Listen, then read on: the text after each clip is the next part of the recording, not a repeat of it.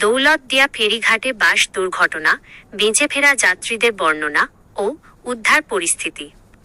রাজবাড়ীর দৌলতদিয়া ফেরিঘাটে নিয়ন্ত্রণ হারিয়ে পদ্মা নদীতে যাত্রীবাহী বাস ডুবে যাওয়ার ঘটনায় এখন পর্যন্ত নারী ও শিশুসহ ২৬ জনের মৃত্যুর খবর নিশ্চিত করেছে জেলা প্রশাসন।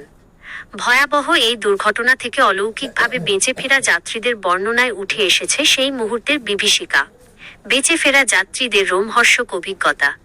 বাসের পেছনের আসনে বসা যাত্রী মোহাম্মদ রাজীব সর্দার জানান, বাসটি ফেরির অপেক্ষায় পন্টুনের সামনে দাঁড়িয়েছিল। হঠাৎ করেই বাসটি নিয়ন্ত্রণ হারিয়ে নদীতে পড়ে যায়। তিনি বলেন, বাসটি পানিতে পড়ার পর আমি জানালা দিয়ে বের হওয়ার চেষ্টা করি।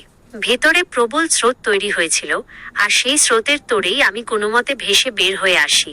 আমার ওপর আরও কয়েকজন পড়েছিল, তাদের সরাতে পারছিলাম না। ওপরওয়ালা জানে কিভাবে বেঁচে ফিরেছি। আরেক বেঁচে যাওয়া যাত্রী সাভারের পোশাক শ্রমিক আব্দুল আজিজ নিজে বাঁচলেও হারিয়েছেন তার অন্তঃসত্ত্বা স্ত্রী, ৬ বছরের সন্তান ও খালা শাশুড়িকে। ঈদের ছুটি শেষে তারা কালুখালী থেকে কর্মস্থলে ফিরছিলেন। উদ্ধার অভিযান ও বর্তমান অবস্থা।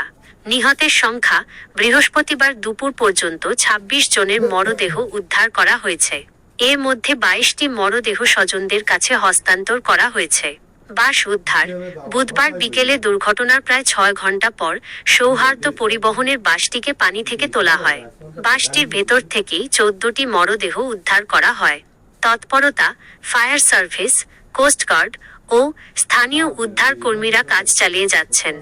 বৈরী আবহাওয়া, ঝড় বৃষ্টি উদ্ধার কাজে কিছুটা বিঘ্ন ঘটালেও অভিযান অব্যাহত রয়েছে। শোকাতুর পরিবেশ। রাজবাড়ী সদর হাসপাতাল প্রাঙ্গণ এখন স্বজনদের আহাজারিতে ভারী হয়ে উঠেছে।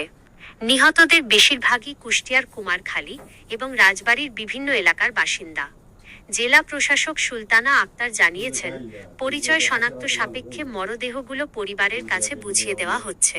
দূর দূরান্ত যেমন দিনাজপুর থেকে আসা স্বজনদের জন্য অপেক্ষা করছে প্রশাসন। দুর্ঘটনার কারণ প্রাথমিকভাবে ধারণা করা হচ্ছে, ফেরিতে ওঠার অপেক্ষায় থাকার সময় নিয়ন্ত্রণ হারিয়ে বাসটি সরাসরি নদীতে পড়ে যায়।